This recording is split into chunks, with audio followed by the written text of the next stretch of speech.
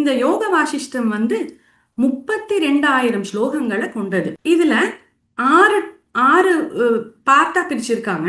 அதுல முதலாவது வைராகிய பிரகரணம், அடுத்தது முமுக்ஷி பிரகரணம், அடுத்தது உற்பத்தி பிரகரணம், அடுத்தது ஸ்திதி பிரகரணம், அடுத்தது உபசாம பிரகரணம், அடுத்தது நிர்வாண பிரகரணம். இப்படி 6 பிரகரணங்களா அதை பிரிச்சிருக்காங்க. இன்னைக்கு நம்ம இன்ட்ரோடக்ஷன் முதல்ல பார்க்கலாம்.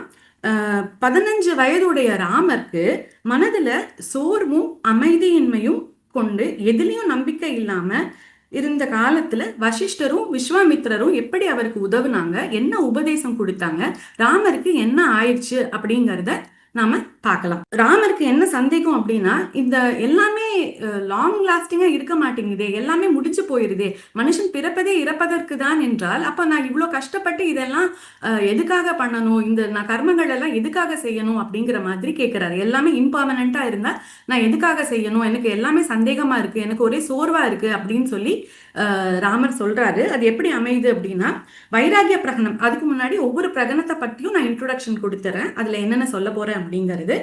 வைராகிய பிரகடனத்துல நம்ம எவ்வளவுதான் செல்வம் சேர்த்தாலும் அது நம்மள ஒரு நல்ல மார்க்கத்துல, நம்ம நல்ல உலகங்களுக்கு சென்றடைவதில் உபயோகமா இருப்பதில்லை. அதே மாதிரி உலக வாழ்க்கையில நிலையற்ற தன்மை, இதுதான் நிரந்தரம் அப்படின்னு எதுவுமே சொல்றதுக்கு இல்லை, எல்லாமே மாறிக்கிட்டே இருக்கு. அது மட்டும் இல்லாம அகங்காரத்தின் இயல்பு, ஒரு நாள் நம்ம ஒண்ணு சாதிச்சிட்டோம் அப்படின்னாலே அகங்காரம் சொயின்னு மேல ஏறிடுது, டக்கு டக்குன்னு மேல ஏறிடுது. அதே மாதிரி மனித மனம், மனிதரின் ஆசைகள், ஒன்னு அடைய போகணும்னு நினைக்கிறோம், அது அடைஞ்சிருச்சுன்னா அடுத்த ஆசைக்கு டக்குன்னு தாவிடும். உனக்கு கிடைச்சது அப்படின்னு சந்தோஷப்பட்டுட்டு அதோடவே நம்ம கண்டென்டா இருக்கிறது இல்லை. இன்னும் தேவை, இன்னும் தேவை, இன்னும் தேவைன்னு எதையோ தேடி எதை பின்னாடியோ நம்ம போய்கிட்டே இருக்கோம், நம்ம எஃபர்ட்ஸை வச்சுக்கிட்டே இருக்கோம்.